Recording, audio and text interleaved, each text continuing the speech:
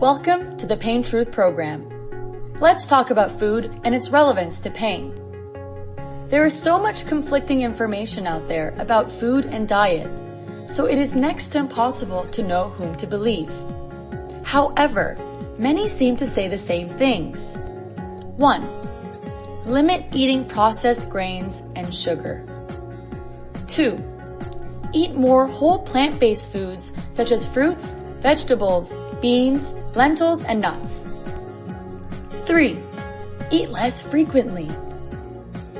Before altering your diet, it is wise to first visit your family doctor for blood work to see if you have any specific deficiencies, such as iron, B12, vitamin D, and to ensure you have normal blood sugar levels. Also, discuss with your physician or pharmacist if your muscle or joint aches may be possibly related to side effects of excess calcium, cholesterol medications, or any other medications you may be taking. Although blood tests cannot show magnesium deficiency in tissues, sometimes muscle aches and cramps may be related to reduced tissue magnesium levels. If you also have constipation and difficulty sleeping, definitely speak with a pharmacist regarding supplementation with magnesium citrate powder, and improvements in symptoms may be seen within a few weeks.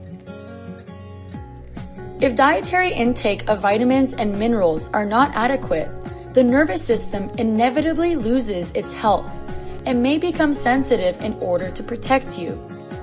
Basically, poor nutrition increases the risk for chronic illnesses, persistent pain, and recurrent injuries. If you experience irritable bowel syndrome or excessive bloating, you may consider consulting a registered dietitian or naturopathic doctor to rule out specific food sensitivities such as gluten, dairy, cheese, or certain berries and nuts. Here are 3 simple healthy eating recommendations. 1. Limit artificial and refined sugars. 2. Cook your own food. 3. Eat less frequently. First recommendation. Avoid artificial and refined sugars. There are studies that show that high blood sugar that happens after eating processed sugary foods immediately lowers pain thresholds and increases inflammatory reactions. So it makes sense to seriously limit foods with a high glycemic index, such as drinks and packaged foods containing sugar as an ingredient. Look for hidden names for sugar in the ingredients, such as sucrose and high fructose corn syrup.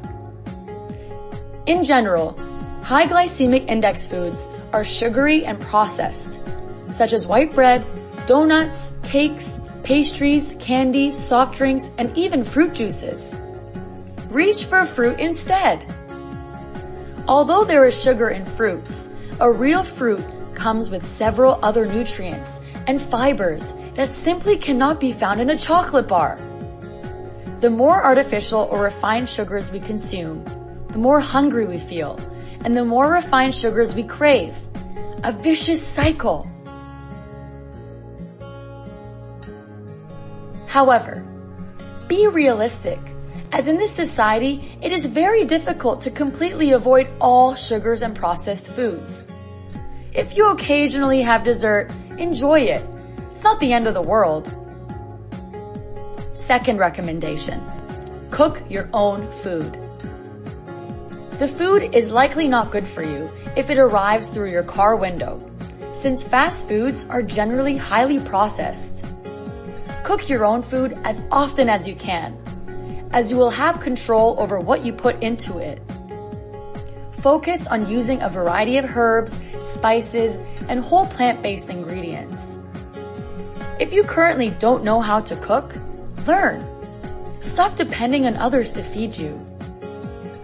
The most important aspect of cooking for yourself is that you can take pride and joy in your creation and truly take pleasure in your food, more than a mass-produced meal handed to you through a drive-through window or delivered to your door. Third recommendation. Eat less frequently. Most of us have been brought up with the belief that eating 3 meals a day and frequent snacking to be the ideal eating habits. However, more recent studies show that when we eat may be more important than what and how much we eat. Fasting involves completely avoiding eating and drinking anything other than water. Fasting may be done for just a few hours, or ideally for up to 16 hours. Brief periods of fasting may have great potential health benefits, especially if you frequently feel tired or have type 2 diabetes. You may consult a qualified healthcare professional to discuss intermittent fasting.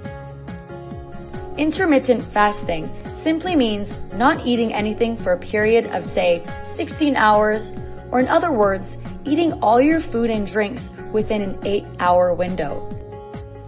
The 8-hour window of eating can be whenever it is convenient for you and your lifestyle.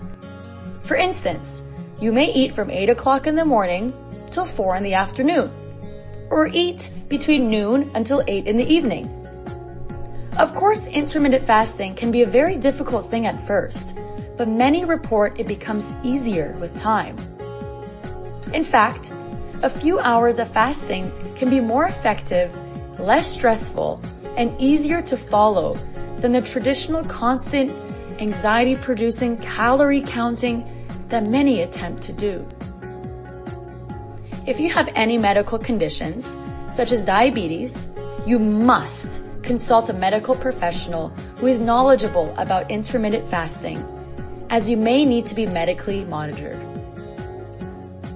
If you are just not ready for 16 hours of fasting yet, and you simply cannot give up on your 3 meals a day, then begin with 3 to 5 hours of fasting and avoid snacking in between your 3 meals.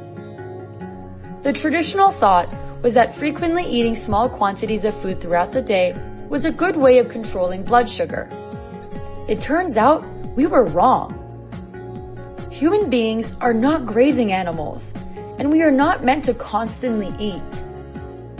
So do yourself a favor. Avoid overworking your body and your digestive system by not snacking between breakfast and lunch and not eating anything including sugary drinks between lunch and dinner.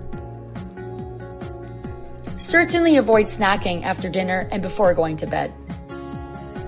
Constant snacking during the day places a lot of stress on the body's insulin production system and can actually increase fatigue. Just so you know, it makes no difference if you eat a chocolate bar, a bag of chips, a fruit, or a cup of coffee with sugar in it. Every time you eat anything, even if it is a tiny amount, the body has to once again release insulin to absorb it. You do not need to give up on your favorite snack or coffee. Just have it at the same time as your meal.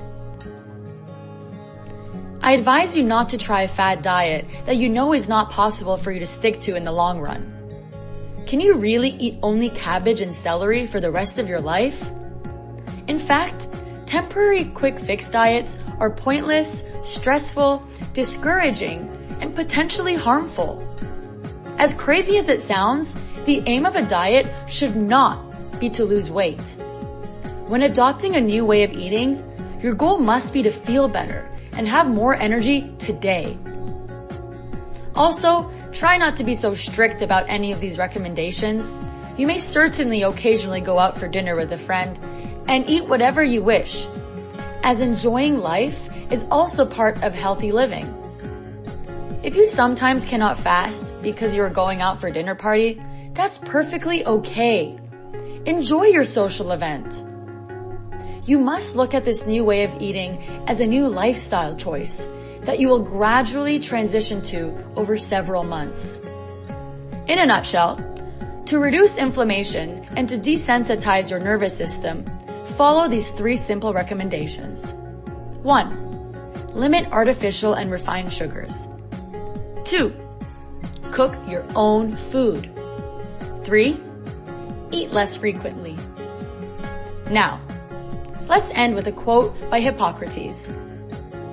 Let food be thy medicine, and let medicine be thy food.